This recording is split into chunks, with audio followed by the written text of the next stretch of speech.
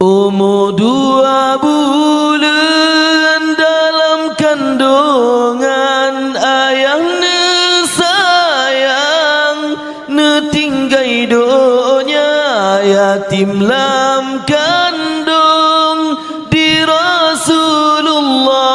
kata li ayah lahi maulana kamati.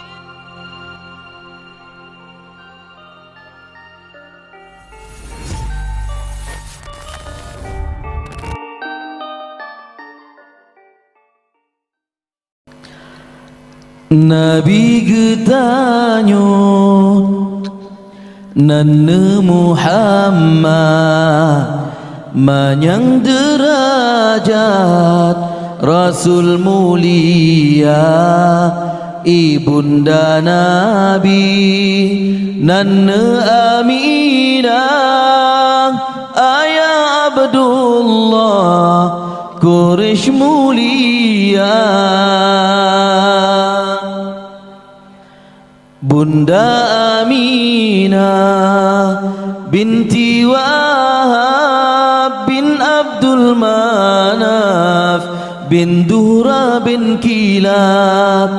Ayanda Abdullah bin Abdul Muttalib bin Hashim bin Abdul Manaf bin Qusay bin Kilab bin Murrah bin Ka'ab bin Lu'ay bin Ghalib bin Firin bin Malik bin Nadar bin Kinana bin Khudaimah bin Mudrika bin Ilyas bin Mudar bin Nidar bin Ma'ad bin Adanan bin Ud bin Mukawim bin Nahur bin Tayrah bin Ya'rub bin Yasjud bin Nabid bin Ismail bin Ibrahim yang keturunan Nabi Muhammad Habibullah menasab terubak Nabi Ibrahim Khalilullah lahir di Nabi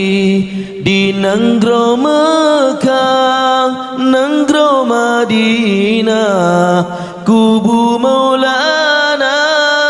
urus selanyan, tanggai 12 nibatun gajah Rabiul Ula. Umur 2 bulan dalam kandungan ayahnya sayang netinggai donya yatim lam kandung di Rasulullah kata li ayah lahi maulana kamati apui majusi semah hancur dumpuna patung-patung berhala sampai orang bergetar Ka'bah senang di Ka'bah dengan lahi maulana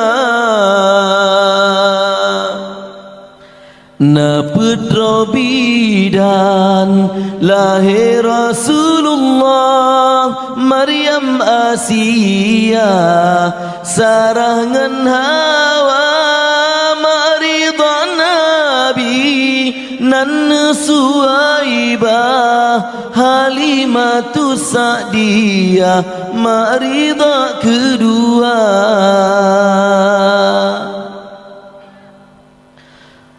Umur 6 tahun di Rasulullah kendak Allah sakit di pamahana trip sakit wafat Aminah lihatali ayah kata lompama yatim piatu masa Nabi hendak Rabbi nyan kehudip Maulana tinggai sajane Abdul Muttalib yang asuh hudip masa cuti Maulana umur pelotun